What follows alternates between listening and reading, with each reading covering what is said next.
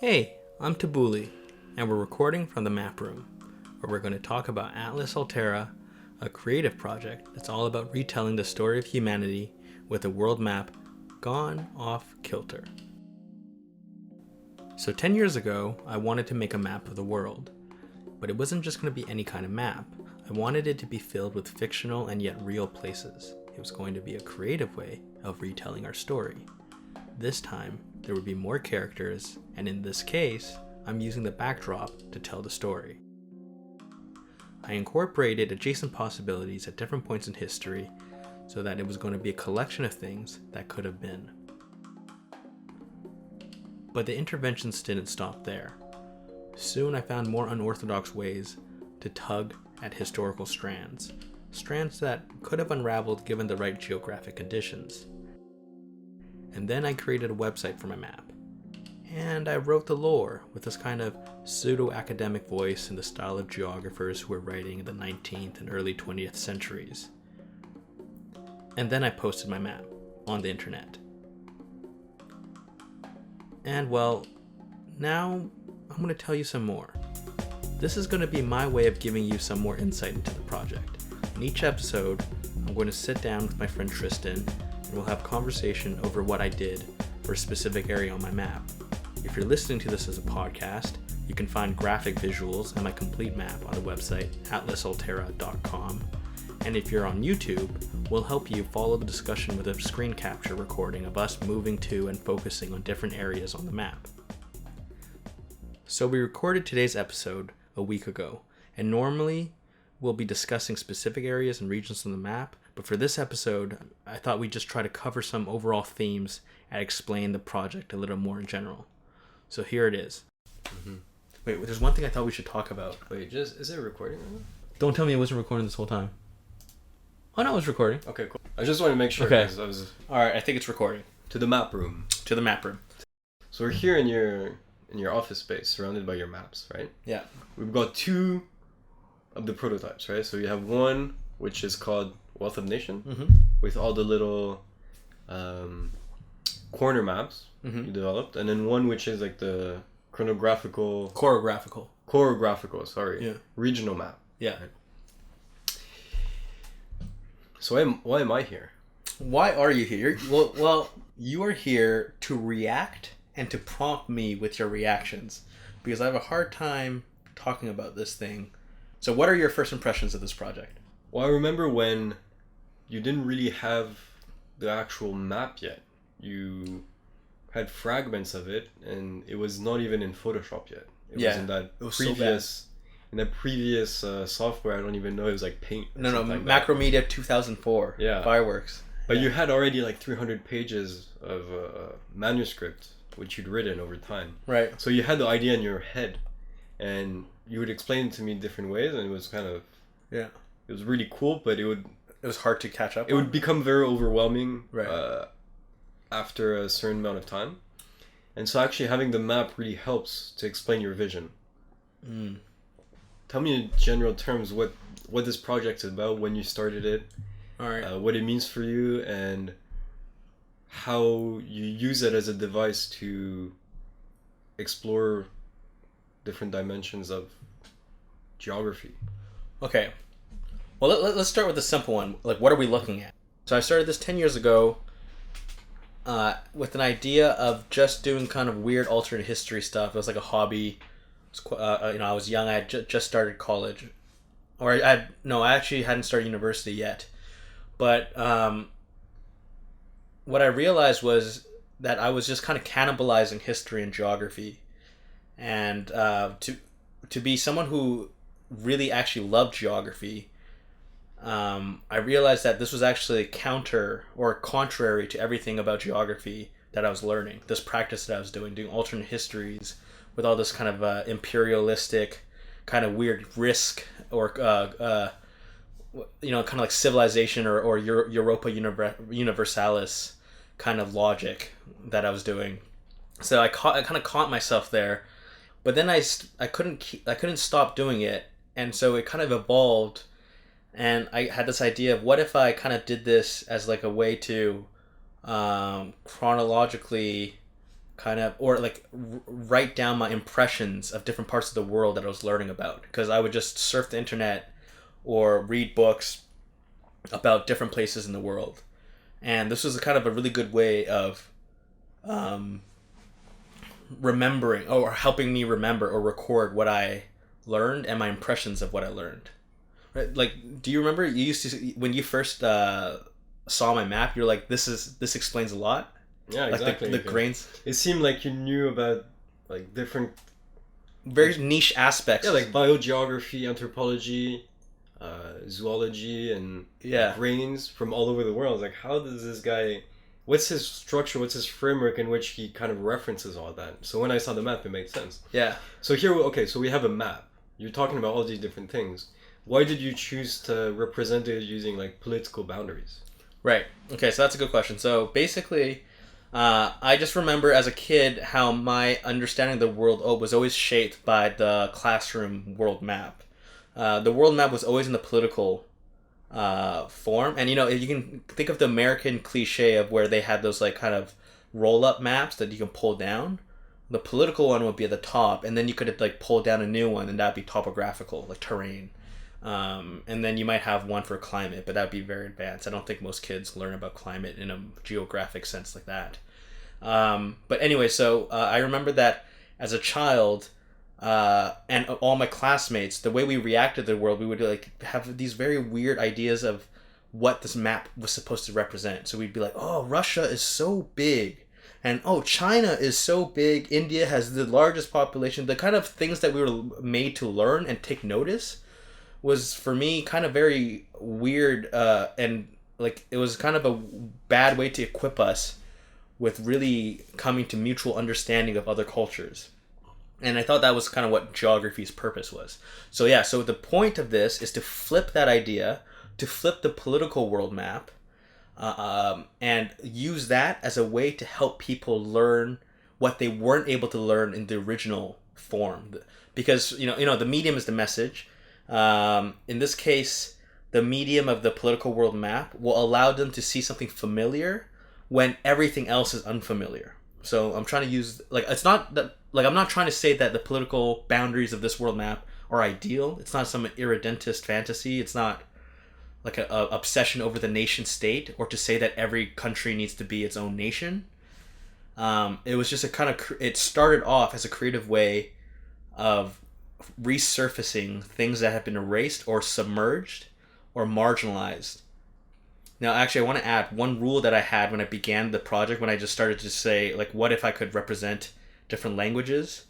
My rule was that I had to represent living languages, real languages, and if they were kind of, if they might have been, like, if they went extinct, they had to have some kind of revitalization potential. So there had to be programs ongoing or in the works for revitalizing the language.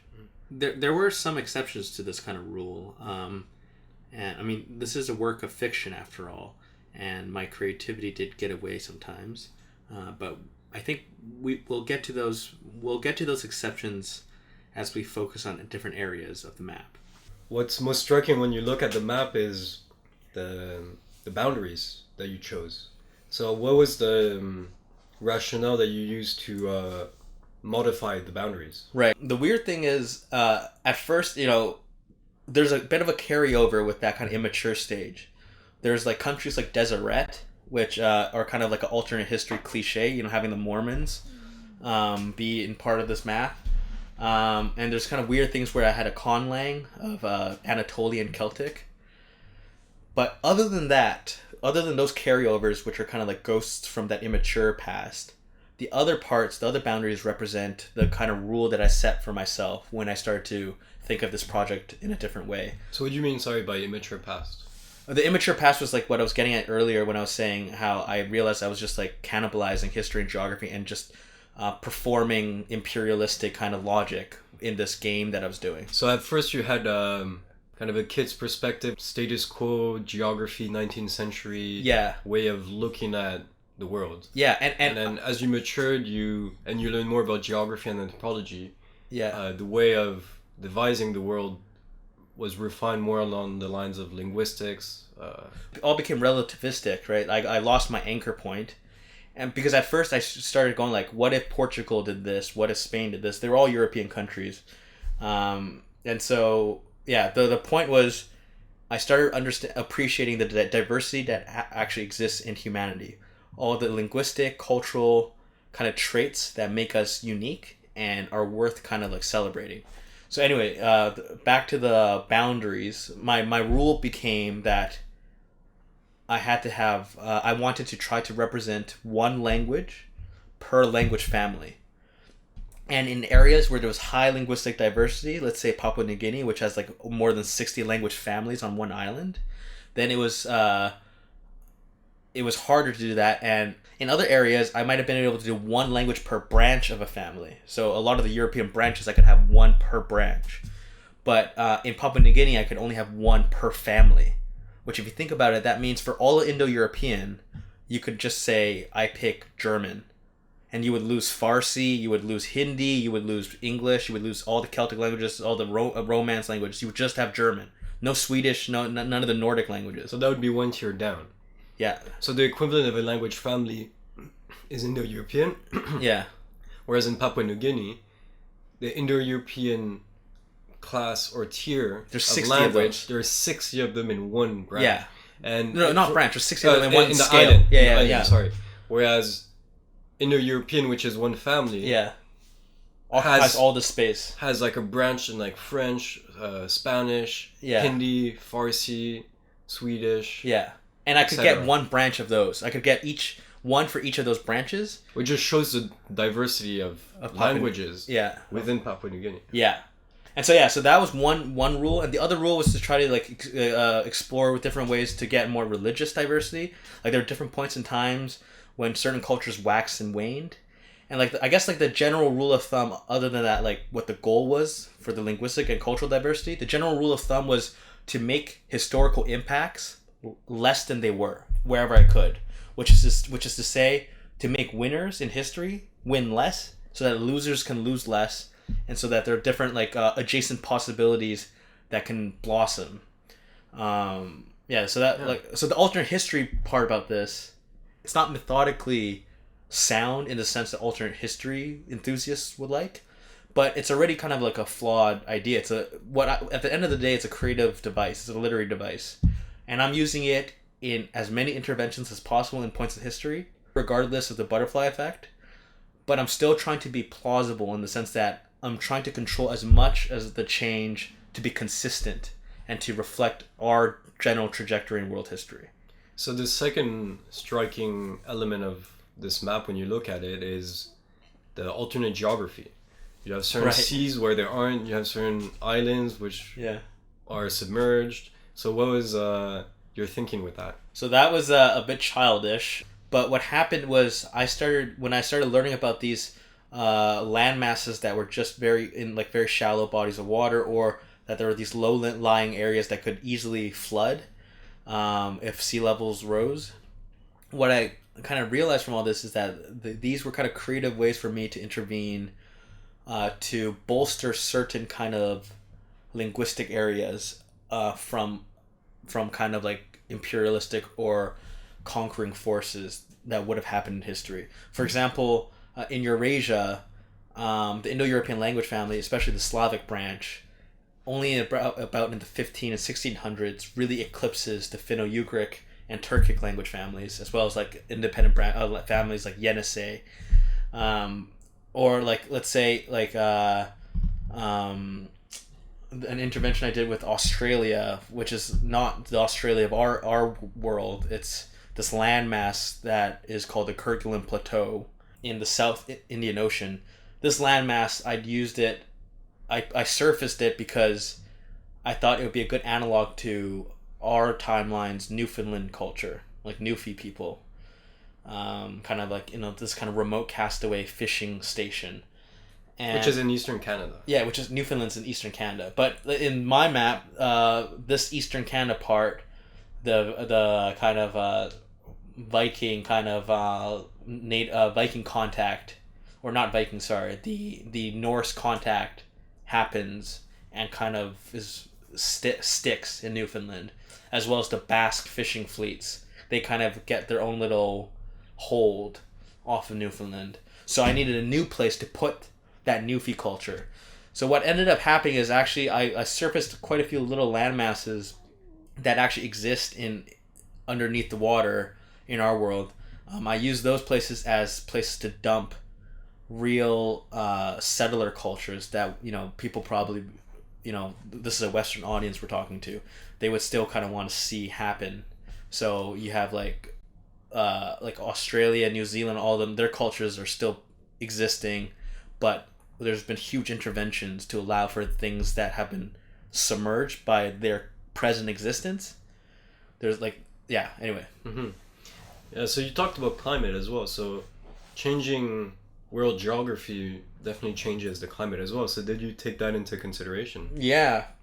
So what happened was, like I'm pretty good with physical geography, and what happened was I did a lot of like looking into different points that would have huge impacts and different points that would have minor impacts. So let's say the Black Sea in my map, this area here, I found would have minimal impact if it became flooded, and it would have like the same kind of distribution as the Hudson Bay would have in North America in terms of the climate pattern. And an enlarged Caspian Sea wouldn't make the central steppe even more humid. So I did those kind of interventions to have fun with like creating barriers for, let's say, like Russian expansion or like different kind of cultural groups to have like more geographic boundaries. And then let's say like in South America, I learned, you know, really quickly that if I connected South America to the Antarctic Peninsula, you would change global climate like irreparably, because the Antarctic Circumpolar Current makes most of the world a lot cooler than what it could be. And so like the interventions I did, like let's say in Australia or the Kerguelen Plateau, the Australia on my map, I had to make sure that it existed, and it actually does exist, the plateau underwater, but I had to make sure that it didn't occupy too much latitude breadth, or else it would ruin that current flow. So which of those change geographies do you think has the most impact? So the greatest impact that I intended to have was to actually make the Patagonia desert a lot more humid, because it's a lost opportunity in my thinking, in that a minor continental climate could exist on the eastern side of it. It's just because the cold current coming from Antarctica goes so much more north on the east coast. Okay. I would say like that, for example, that inner sea in Australia, or that would have had like quite a big impact on the very hot climate in central, which in your map again is not called Australia, it's Temeria, the continent. Temeria continent, right? It's actually from Taprobane, which was like a name for Ceylon. It has to do with copper. Ceylon, right, which is Sri Lanka. Yeah, but one of its ancient names was from a city called Taprobane, or Taparabana, I think. I'm just saying this off the top of my head, but I like the idea of copper because like Sumatra was the land of gold. That's the etymology behind that, and Temeria, land of copper, kind of would be like a metaphor for its soil, the red soil. But anyway, so the point is, actually, it's good you brought it up. I forgot to mention this. That was actually a major decision. I did that inland sea going from the north to the south because I wanted to allow for the Chola and Indian kind of seafaring tradition to enter Australia in the 10th century to 13th century. I wanted that to happen so that the indigenous or aboriginal peoples of Australia could be inoculated a little bit with certain kind of like technological transfers, and so that they could kind of better withstand further colonization as happened in real history. Okay, but let's talk about that sea. If it was south opening inland, it would make Australia a lot cooler, and it would give it the entire south coast a Mediterranean climate.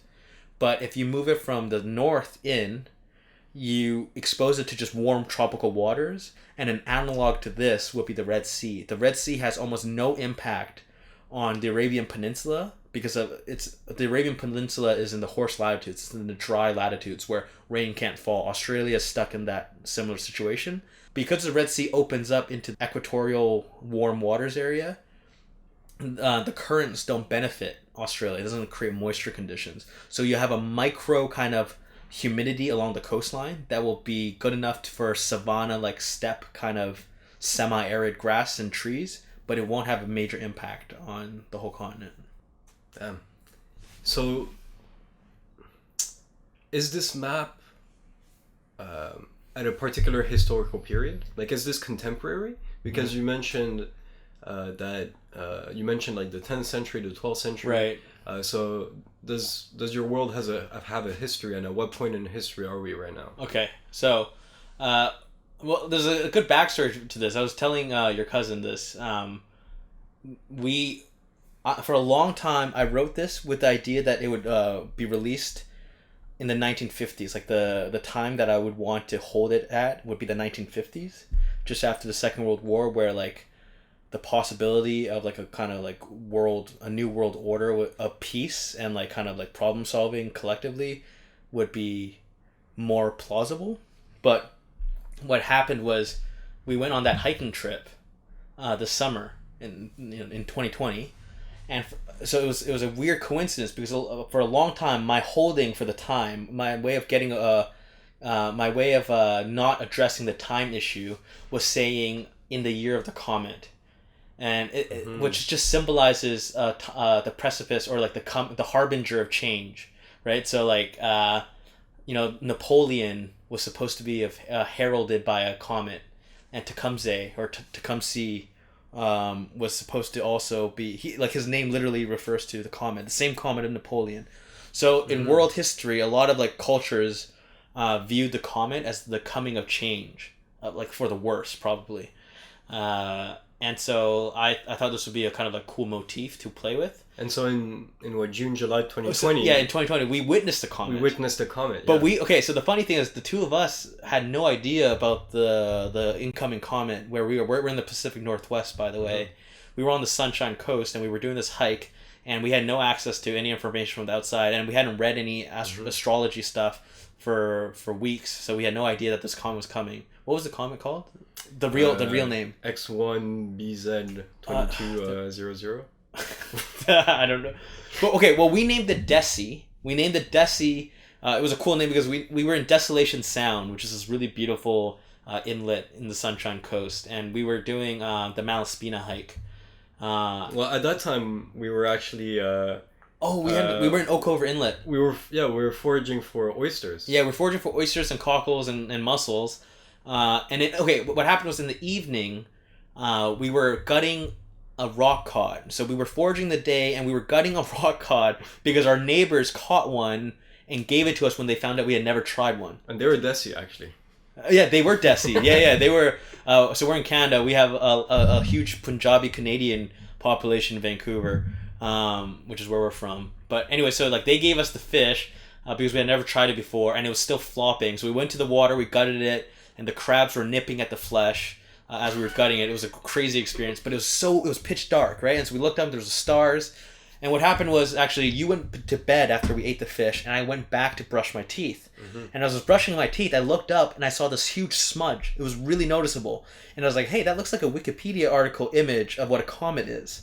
And so I went back. I tried to wake up my girlfriend, and she didn't believe me. Then the next day, I told everyone that we were hiking with, and no one believed me because no one had heard anything about it. And at that time, we were on the hike, and we were actually camping at the most northern point of our hike, so we had a clear view. north view of the sky. Yeah, we had a pure north view. We were in a beautiful bay. We waited for the sun to set. It was clear skies. We saw the Milky Way. We saw like shooting stars. But the most important thing is we saw the smudge together, all of us. And so yeah, we named the Deci. But anyway, so that moment, it was a long story, sorry, but that was the moment where I realized that like, or where I had this idea that things were happening. It was like fate, like I was like, oh, I had this whole thing on my map about the coming of a comet. So I decided, long story short, I decided to release my map on the internet But then I also decided that the timestamp or the time of the world would be 2020. It'd be 20. Okay, cool. But wait, let's talk about the setting. So like in the sense of like the parallels to our universe. So in your world, I guess, so in 2020 in your world, based on what you were saying earlier, European imperialism was much less. Okay, just go for it. Okay. So let me just clarify then. So the 2020 thing is just actually an arbitrary number, but I guess you could say it's a good way to tell like how much time has passed for certain key moments. Because what I try to do in this project is align my world with key events in history. So the Reconquista, Age of Discovery, or what I call Age of Exploration. All these kind of things still happen. But there are different also points of contact in history. So there's also different points of transatlantic contact, for example. But the key ones in our world are still recognizable. So World War I, for example, still happens. World War II still happens. Maybe slightly different players.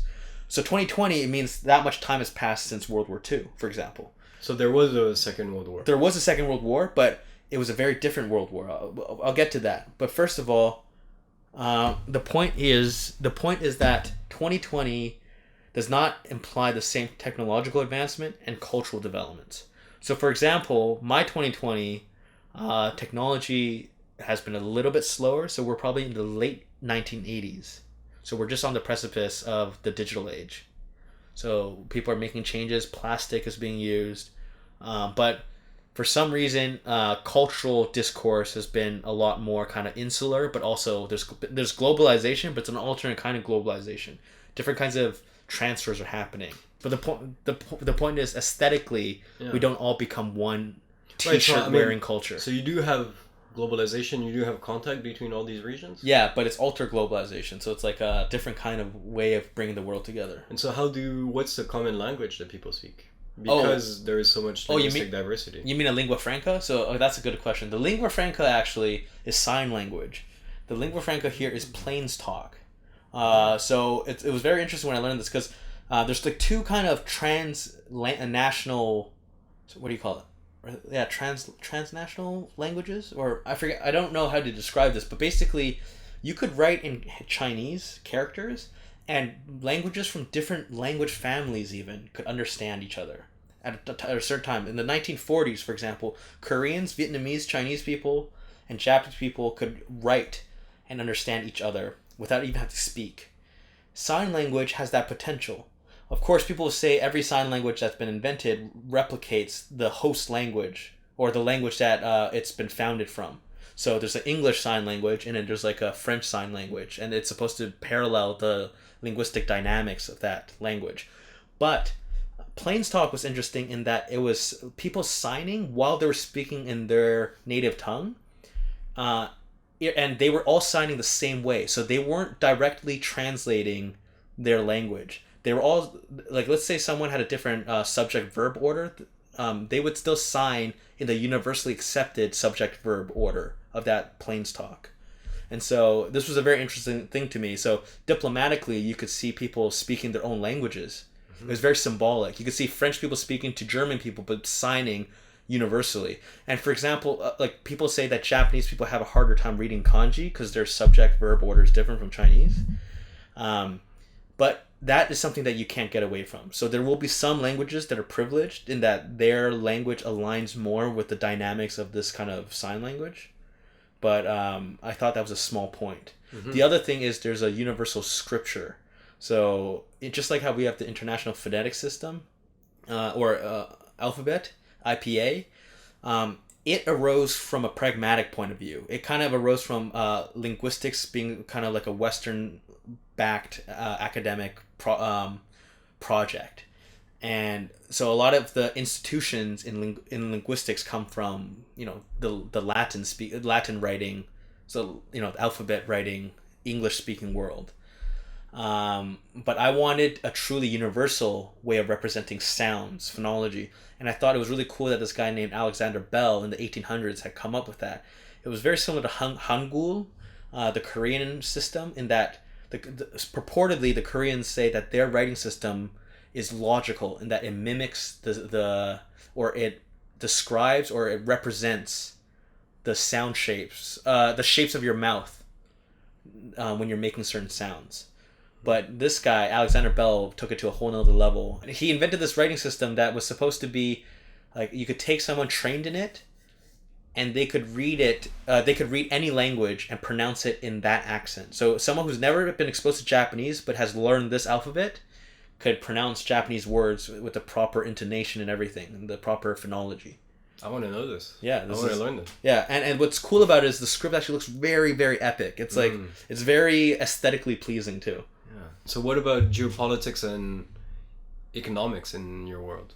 So the point here is power dynamics throughout history mimic power dynamics on this map mimic the power dynamics kind of flow that happened in our history, where the Europeans by the 17 and 1800s become predominant, but before that it was multipolar. And I try to make this European moment less significant, and their increase in the power gap less drastic, so that we get back to a multipolar world. So geopolitically, you have a lot of regions with their own kind of regional powers, and the United States is still kind of the first, the United States is still the prevailing world power after Great Britain wanes during World War II. But the United States, this is actually getting back to the World War II thing. World War II happens kind of in an analog of a Korean War in our timeline, in our world.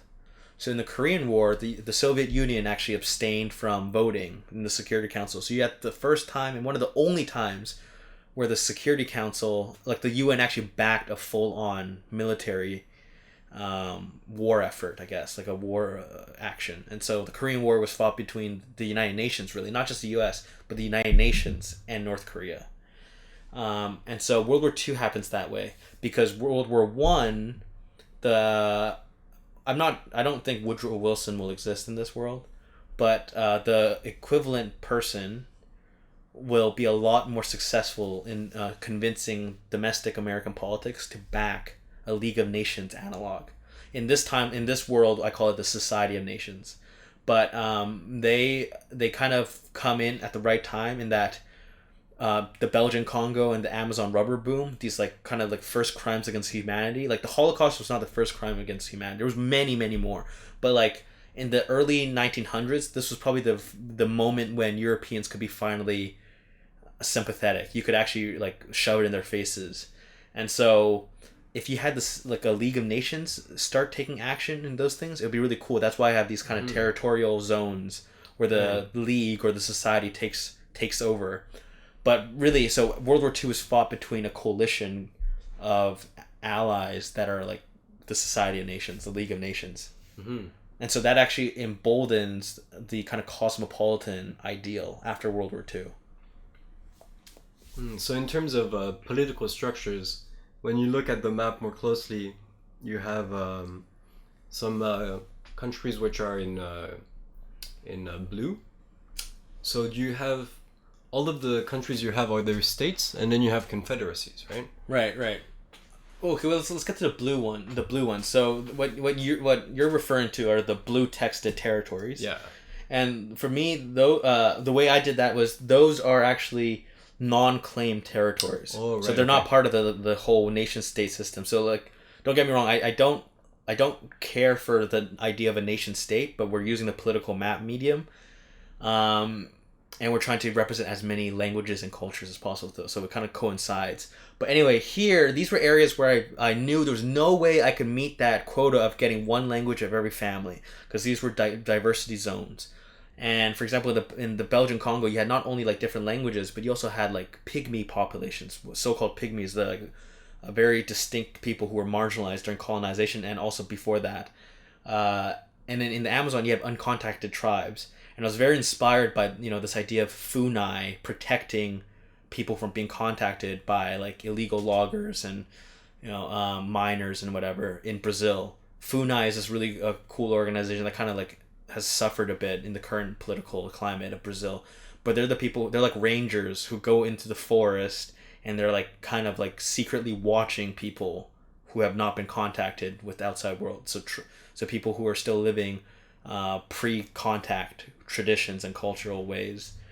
And also there's like a very practical reason why they exist, like Funai exists. It's because once contact happens, the population of the contacted tribe will decrease by probably 80% due to disease and other things, but mostly disease. Anyway, so I thought it would be really cool for the Society of Nations in the like the political ideals and kind of discourse in the early 1900s would allow for something like this, because you had the League of Nations mandates and UN mandates in our history. So you could easily imagine the League of Nations, or what I call Society of Nations, stepping in and going like kind of like taking these territories away from regimes that were, you know, inhumane. And so that's the creation of these kind of blue texted territories. Mm-hmm. So each of them, some kind of disaster happened that required international coordination. So how many of these do you have? 3? No, I have quite a few actually. For example, there's actually a non-territorial territory. There's one called the Bajau Reserve. The Bajau are what are called sea nomads, and you know another term would be sea gypsy. But they exist south of the Sulu archipelago, south of the Philippines, and east of Borneo, and they have historically been subject to like piracy. Or they've been subject to kidnapping. People would go and take advantage of them. They had no kind of land type settlements. They kind of lived just off the coast in kind of stacks in the sea, like platforms, or they would just like lived in by migrating from one island or one atoll to another. Anyway, so I have that. I have the Andaman Islands still as a real place, and I have 2 in this equatorial Africa, the Ja Reserve, because of this like interesting, very kind of hard to reach area right by the coast of Cameroon. It's really interesting. There's still, like, if you go to Google Maps, it's very hard to find any roads into that area, very hard to find settlements. And that's where actually a huge number of different pygmy tribes still live. But they also live on the eastern banks of the Congo River too. So I have 2 reserves. I have the Amazon. By the way, the term reserve is highly loaded. I'm just using it because it would probably be a plausible terminology that would be accepted by the people, the bureaucrats who do this thing. I mean, especially in the context of Canada, reserve has another implied meaning. Yeah. Anyway, so then you have the Kalahari in southern Africa. And again, you could see a potential historical moment when that would be like a plausible intervention scene. And then, so there's just those, and then there's these like few islands. So I had like in the Pacific, I had like maybe because nuclear testing goes amok. So you have the Phoenix Islands, and then you have Chernobyl, which is called the Zone of Alienation, because a real map I found online actually showed it as the Zone of Alienation. Mm-hmm. That's probably actually what the Soviet Union called it, which just means that the area that humanity has been alienated from the land. Mm-hmm. It's a very Marxist term. I love it. Yeah, so confederacies, why did you choose to create confederacies in this world? Yeah, so I guess like there's confederacies and federal nations or federal states. So obviously the United States is kind of more of a homogenous federal state, but in certain areas I used a federated state because there's like it was very hard to get all that diversity, linguistically at least, into the nation state model. You'll notice that in East Africa and the Horn of Africa, I made it into a bunch of states, East Africa. And there's a plausible reason for that, which is, let's say in our world, when the Ottoman Empire and let's say Austro-Hungarian empires, when they collapsed, a lot of new states formed. That's actually one of the ways I created all these nation states, which was that in history, the losers would lose less, but they would keep being folded into these kind of imperial regimes like in our world, in our history. But what happened is in the Age of Nations, in like the nation state era, the kind of mass release of new nation states was a lot more liberal, or like happened a lot better. So a lot more people got to be released. A lot more people's got self-autonomy. So you can imagine, let's say like an Ethiopian type empire collapsing and all these nation states coming out, especially if you have some kind of like Society of Nations or League of Nations analog doing this kind of policing where they wouldn't allow colonial powers to step in and gobble everything up. Because, after the Ottoman Empire failed, for example, or collapsed, you had Britain and France eager to collect all the things that came out of it, right? And you had all these like nation states that existed for like 1 or 2 years. Mm-hmm. Anyway, so let's go back to the confederacies and federalism. So in terms of federalism, I found areas where I was like, okay, maybe I don't want to do that mass release thing, and it would be kind of cool to explore an idea of like a multi-tiered state. And so Peru and Mexico were those areas where I decided to do that. And then the United States is just, it's real world analog. In Australia, similar. It was like I could have just made it a nation state model, but I just decided to have it. Australia here is called Tasmania, sorry. But then confederacies mean a different thing for me. Confederacies are kind of like the European Union mixed with a federal governing system, and that's in the sense that they are confederated. They're confederated in the sense that their economies are insular, but in the same open market arrangement.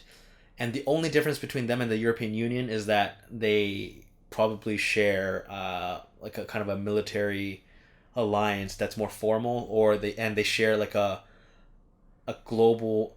They share the same kind of international relations. So their kind of international politics is funneled through the same kind of branch of government, instead of each one doing their own kind of maneuverings. Yeah, so just to come back on the idea of preserving at least one language from one language family. So in this world, one nation state could have more than one language. Or like a confederacy could have more than one language spoken. Yeah, okay, so that's a good idea. So, good question. So, for the confederacy, it was that each of the territorial units in a confederacy are like a European country in the European Union. So they're like a full-fledged kind of cultural area. For example, in California, the California of this map, the different territorial units represent like a fully functioning countries, kind of like Scotland is in the United Kingdom. It's interesting here in that if you look at the plains, there's no territorial delineations, and that's because the Confederacy of the Grand Prairie Confederacy. I was quite inspired by when I had a trip to Mongolia when I was really young, to see that their postal service and how all that worked, because they were still functionally nomadic. Other than Ulaanbaatar, the rest of the population, which is like a small minority compared to the city, but the rest of the population was still nomadic, and so they had a very different understanding of dealing with territoriality within their borders.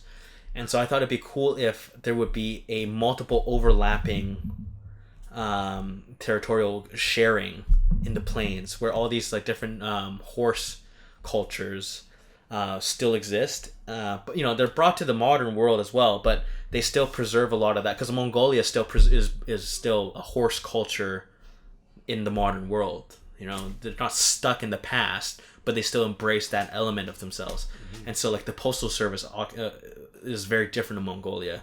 And so it's the same here in that like these different nations that make up the Great Plains Confederacy have overlapping territories, which is very different from the nation state model. Mm-hmm. and the Confederacy and the normal confederated nation state model. Mm-hmm. So do you have a way of distinguishing that visually in the map? Or? No, not for the Great Plains, but I know in my manuscript I've delineated which languages are like the main state-backed languages. Now going back to the idea of like multiple languages existing in a nation state. Here's the problem. So because I'm working with this medium of the nation state, like think of French republicanism. These kind of like ideas still pervade. So we have this kind of ultra globalization that like this mutual understanding across cultures at an international level. But think of our own world where we have like, let's celebrate diversity, let's celebrate like internationalism. But people really think of that in a nation state model kind of sense. They take that perspective. They go like, let's learn about German culture. Let's learn about Polish culture. Let's learn about Russian culture. They're all like, the culture and the state are coterminous when we do that. And that's because of this kind of idea of republicanism that happened in the 1800s. Because before that, a lot of countries, like a lot of states that existed, were like very linguistically diverse to the hamlet level, or to the parish, to the village level. But that all changed after like these kind of like republican ideas and republican revolutions. France is the biggest example of that, where like almost all the languages that exist in France disappeared within like one generation because of that idea of France for French. Anyway, so minorities still exist here, and whatever treatment minorities would get in our world is the same. It's the same. That's what I'm trying to say here. So let's say the United States, the Native Americans or the indigenous peoples that exist in the United States of this world, the ones that fall in those boundaries, their politics are still the same as the real world. And it's the same for like Brazil. Let's say if you look at Brazil, there's like the Xingu Reserve, but the peoples that exist within Brazil have the same political struggle. It's not worse, but it's the same political climate. There are places where you will see there's obvious overlaps. Let's say like Valencia in Spain. Valencia is a Catalan-speaking city, but in this timeline, in this map, Valencia belongs to the Castilian Spain. And so it's like its local culture will be in the same health or in the same condition as our world. So it's kind of like caught in this in-between state, and like people can foresee maybe in a few generations it might, be eroded. So what about your decision making and choosing the toponyms for all these countries? Right. So here's the funny thing. I'm trying to show people really cool things that exist in our world but that are hidden because of the way we understand geography now. But I still wanted to have some kind of invert universe logic and realism.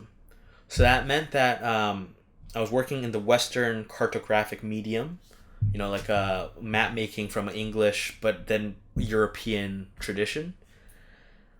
So that meant a lot of the names in Eurasia and North Africa, let's say, parts of East Africa, I tried to use the logic of what was historically the trajectory, which is that they used name exonyms. They used foreign people invented names for the peoples in other places. Okay, so I had this like long debate with someone about the German, or like Spain. Let's say Spain and Germany. To be like, there's no way Spain could exist if it doesn't have Navarre and Aragon or whatever. Well, it doesn't really matter what people think of the name of their country themselves. China doesn't exist as a word. There's no parallel word of China in Chinese, right? So the exonym, the way that an exonym is coined has nothing to do with the way the people there see themselves. And the Germans are an interesting example in that all of their neighbors have differently derived exonyms for the Germans. And just like the Greeks too. The Greeks, like Arabs, called them like Ionians, for example. Like there's like, it depends on the historical moment of contact. And so, can you give some examples? So yeah, for Eurasia, let's say like the Mediterranean basin area, all of those names come from like the more antiquated Roman Greco kind of tradition. And I was noticing actually like Venetian cartographers in the 1500s, let's say when they were dealing with the Ottomans, there were Venetians in the Red Sea. There were Venetians all the way down in the Horn of Africa in the 1500s, or like even early 1400s. Before Portugal and Spain went to India, Venetians were already like steadily in contact with people across the Indian Ocean. And they were still using the old and antiquated Greco-Roman names for a lot of the places in the world. That's why we have things like Tartary and Cathay. These are like antiquated names. Even when they were used, they no longer made sense. But it represented how these Europeans, these Venetians, saw the world. And for example, the Venetians were pulling up names of tribes that the Romans encountered in North Africa. They would still record places in North Africa with these antiquated names when the demographic or like the cultural landscape of that area has shifted beyond recognition. So I just thought it'd be kind of cool to preserve that kind of logic. because I don't really like this kind of makeshift. I mean, I understand that knowledge creation is pragmatic, like knowledge is created because it's an organic process, but I didn't really like. I guess this is like a personal flaw of mine. I wanted some more analytical consistency. So I thought it'd be interesting in that different periods of time you would see the names of the Western the Western cartographic tradition shift in the way they gave names to peoples around the world. So you can see with the Age of Exploration, when the Spanish and Portuguese go out, they abandon that old kind of Greco-Roman world and have a different mindset in how they would name things. They named it after like properties, they didn't use Latin anymore. They used like their own languages, where they might transliterate the native names, and it might be really bad. It might have been a bastardization. They might have just used the word waterfall to describe this whole area. But yeah, so and then once you get to like India and East Asia, you'll notice that in our history too, the names are very, very much a reflection of the power relations at that time. When the Europeans started going to the Indian Ocean and into the East China Sea, they saw themselves not more powerful. Maybe culturally they thought they were superior, as most cultures do when they encounter others, but they knew that they had either technological parity or they couldn't even compete. And so in those cases, the namings were a lot more placating to the peoples that they were describing. So they were just transliterating almost exclusively. Other than using the word like Cathay, they were transliterating. And Cathay actually is a transliteration of just an antiquated people. But they were just exclusively transliterating all the Chinese provinces. They were asking Chinese people, what do you call this? What do you call this? Instead of going like, I will name this. Which is why North Africa, for example, has a lot of antiquated names. Antiquated Greek sounding. Yeah. And it just means that they were steadily in contact, right, through, like in the more early periods. So, for example, China. Yeah. You said that China doesn't mean anything in China or in Mandarin. Yeah. So why do you choose China as a country in this case? That was one term I just decided to just stick with. I guess that I couldn't really. I just kept, because, for example, the idea of a Chinese state, even in Mandarin, was kind of coined by the ruling dynasty at the time, the Qing dynasty, where they decided to describe it as a central kingdom. Historically, people just describe the country based on the dynasty that claimed it. So the Ming country, or the Qing country, or whatever. So. I don't know. I don't think this map would work well on Weibo or any Chinese social media. Actually, so I met a lot of Asian people on the internet, but they're all part of the diaspora. But I met mainland Chinese people, like living in the United States, for example, who are quite interested in this because they have a hard time understanding the diversity that exists in their own country. So for them, like if you tell them that this is not like a roadmap to multiple secessionist movements, then they'll accept it. They'll be like, oh, this is a cool way of learning about. Well, the Communist Party definitely would. Yeah, they would. Yeah, but like I said, this is not like a roadmap to secession for everyone. Yeah, of course. Yeah. Should we wrap it up or? Yeah, I think we can. Yeah, I think there's some material. Damn, I was actually. I had a question. Yeah. And then I got too much into what you were saying. Sorry. Yeah. And I don't even think that any of that is going to make it into the cut because that's like way too nerdy and too. No, but I think that was good. Like I was thinking, okay. Cool.